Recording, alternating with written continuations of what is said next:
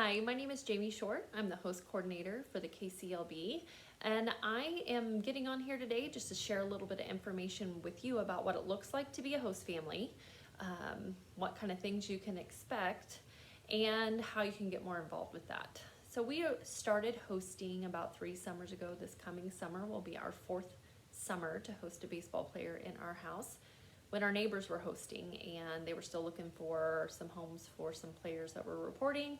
We had an extra room, and so we thought, hey, why not?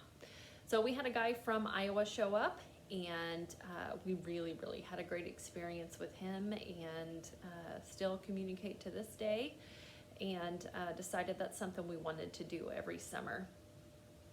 So one of the things that you might not think about, I know I didn't think about when we decided to host, was what that's really like for the player.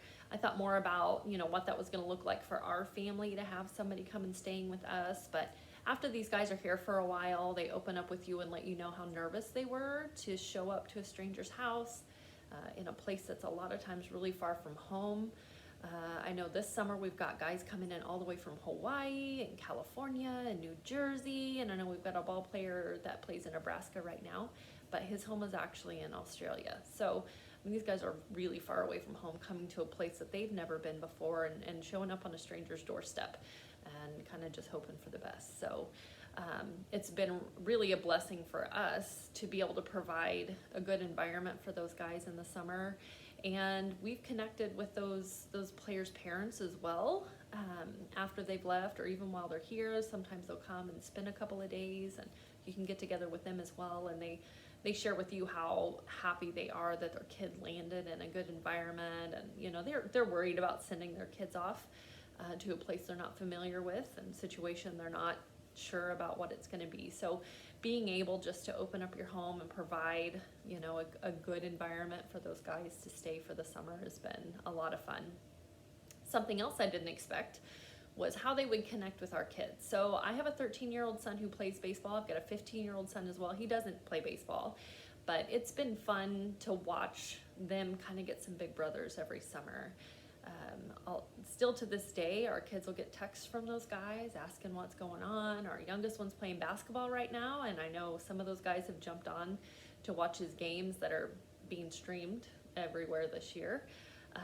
And it's, my youngest one, he plays baseball, and he wants to play baseball in college one day, and it's been fun for him to see somebody doing that, living in their house, and they can ask questions too, and they kind of share with them what that experience is like, and tell them, the things they wish they would have thought about when they were in high school that maybe kids don't think about till after it's over. So, that's been really fun for us to see. And sometimes I would even come home from work and there'd be a net and a tee set up in the driveway, and they're hanging out working on baseball skills together, and show up to their baseball games and watch and cheer them on.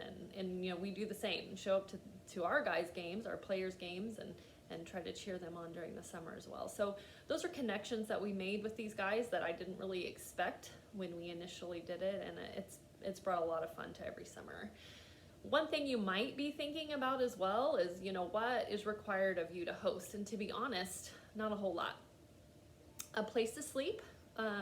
Most of the time that's a private room, but that's not even required. A lot of times, somebody will throw a bed in the basement living area that they don't use very much, and the guys will just crash down there.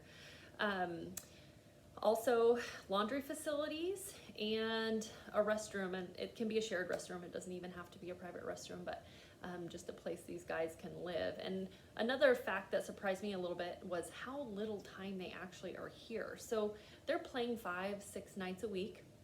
A lot of these guys will find part-time jobs while they're here, so during the day they're out earning a few extra dollars, and they'll come home real quick, change for the games, and then they're gone in the evening to go play baseball. And when they are home, they really do want to hang out with you and your family. It's not required for you to provide food for these guys, but most of our families will invite them to join a meal if they're all home, or try to help out if they can in that regard.